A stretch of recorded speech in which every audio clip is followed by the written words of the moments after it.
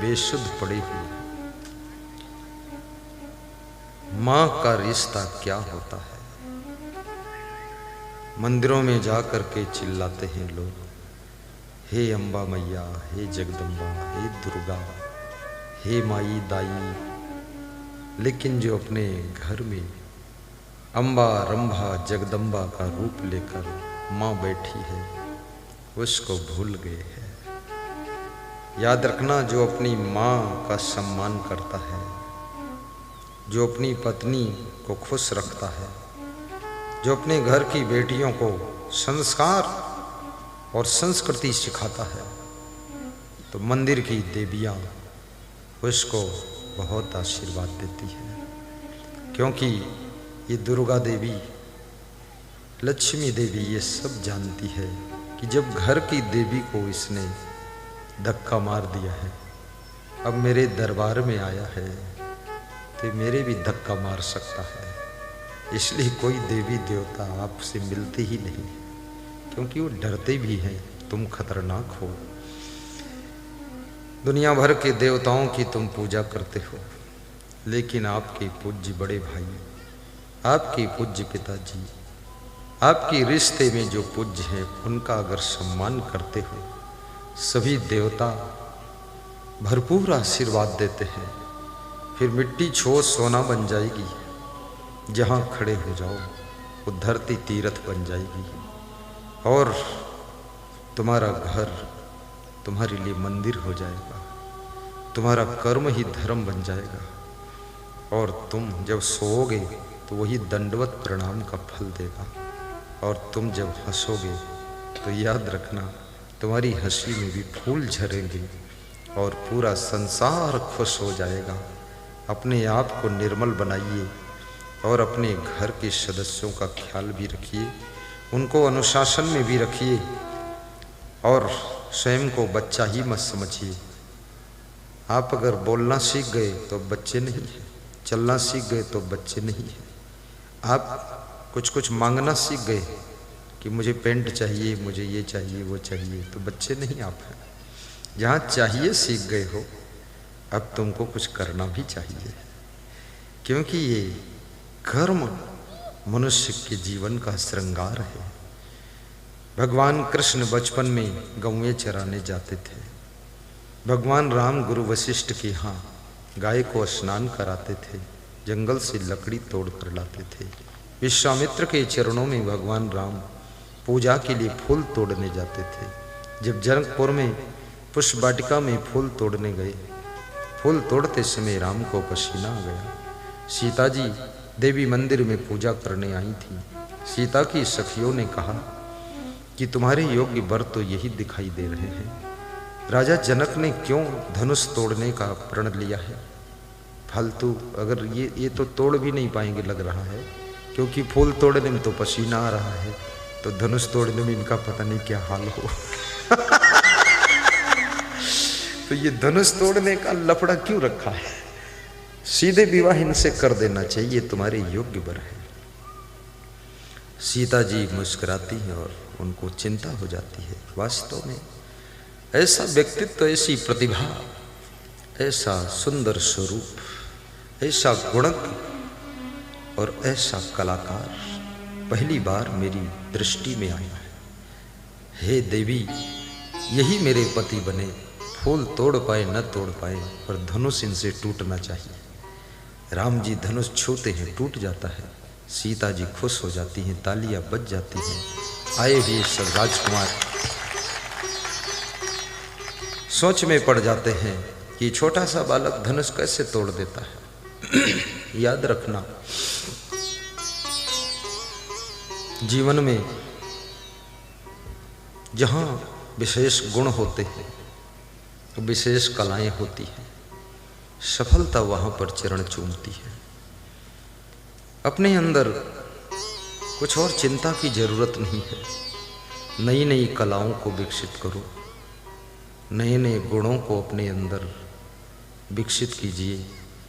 जितना अधिक तुम्हारे अंदर गुण होंगे, जितना ज़्यादा तुम्हारे में कलाएं होंगी, उतना ज़्यादा तुम्हारा विकास होगा, उतना ज़्यादा तुम्हारा सम्मान होगा, उतना ज़्यादा तुम्हें हर जगह योग्य स्थान मिलेगा।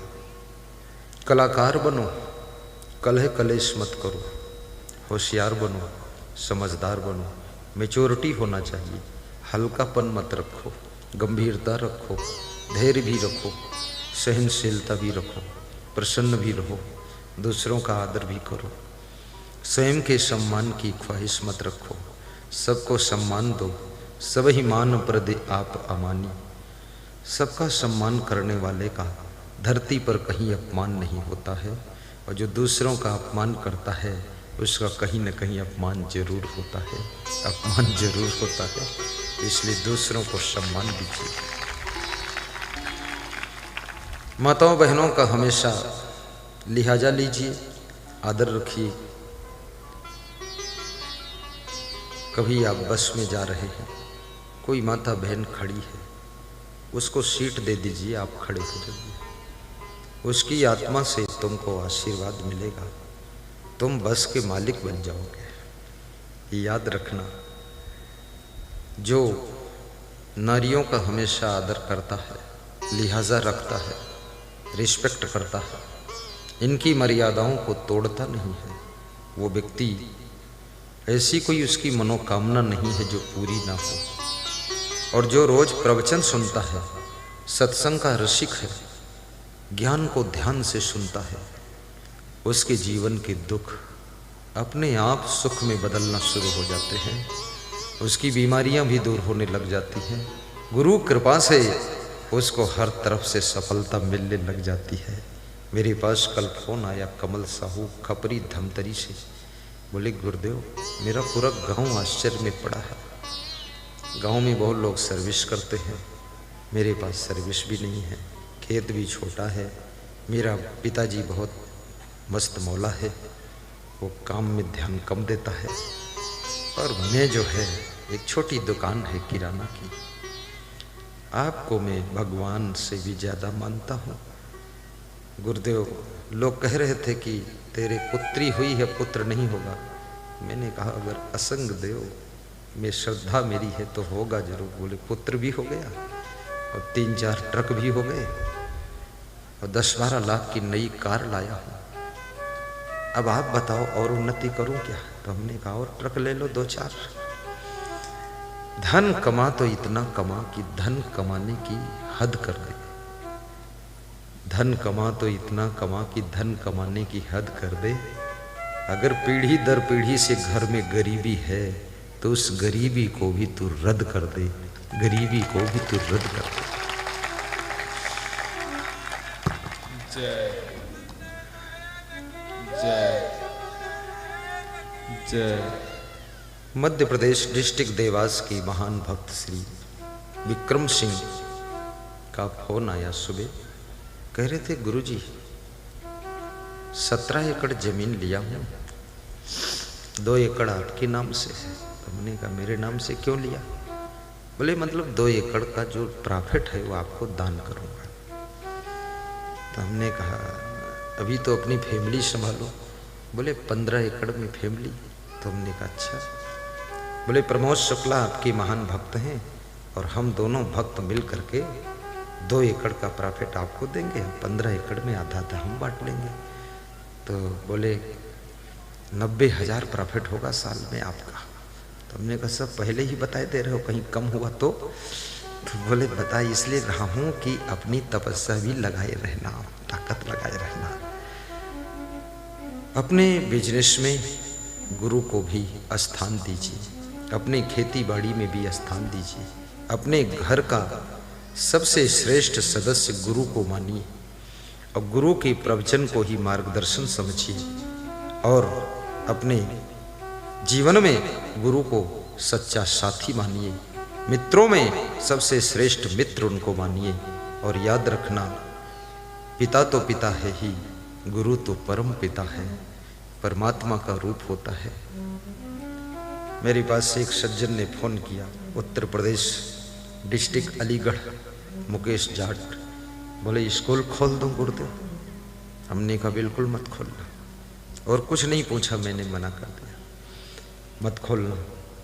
बोले क्यों गुरुदेव, फायदा होगा। हमने कहा 10 लाख का तुम्हारा नुकसान होगा इसमें। गांव में स्कूल खोलोगे, परिचित वाले बच्चे पढ़ने आएंगे, फीस मांगोगे, फीस कोई देगा नहीं। ज़्यादा टाइट करोगे, नाम कटा के दूसरी स्कूल में चले जाएंगे। तो जब बच्चे भी नहीं होंगे तो शिक्षकों को वेतन कहाँ से दोगे, तुम लफड़े में फंसो मत। तो बोले कि जिसका स्कूल है वो हमको दे रहा है। हमने कहा वो इसलिए दे रहा है, वो चला नहीं पा रहा है, बर्बाद हो चुका है, तुम बर्बाद हो जाओगे। ज़्यादा परिचितों के बीच में कोई बिजनेस ज़्यादा चल नहीं पाता है। लोग उधार मांगते हैं, दोगे नहीं तो रिश्ता टूट जाएगा, और दोगे तो दोबारा लौट के नहीं आएंगे तो रिश्ता टूट जाएगा। बड़ी समस्याएं लोग पैदा करते हैं। इसलिए कभी भी किसी से उधार लो, उसको 1 रुपया ज़्यादा वापस करो, ताकि दोबारा आपको 1000 गुना उधार मिल सके। और कभी अपने खास व्यक्ति से भी सामान खरीदो, उसको बराबर पेमेंट कर दो, क्योंकि याद रखना हम सब उसके खास हैं। अगर सब उसका सामान ले ले करके डुबा देंगे तो हमारे मित्र का क्या हाल होगा, वो तो बर्बाद हो जाएगा। और मित्र को बर्बाद करना मित्र का काम नहीं, ये शत्रु का काम है। हम मित्र हैं, हम उनके प्रेमी हैं, इसलिए दूसरी दुकान पर सामान खरीदोगे फ्री तो नहीं मिलेगा, लेकिन अपने मित्र की दुकान से खरीदो, 1 रुपया कम भी ले रहा है, समय पर दे भी रहा है, धन्यवाद दीजिए और उसको फुल पेमेंट दीजिए कि धन्य हो आप। समय के महत्व को समझिए। सेवा बहुत बड़ा धर्म है। सेवा धर्म कठिन जग जाना।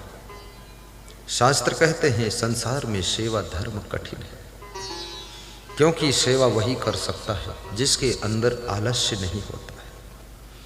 आलस्य को जो मिटा सकता है वो सेवा कर सकता है।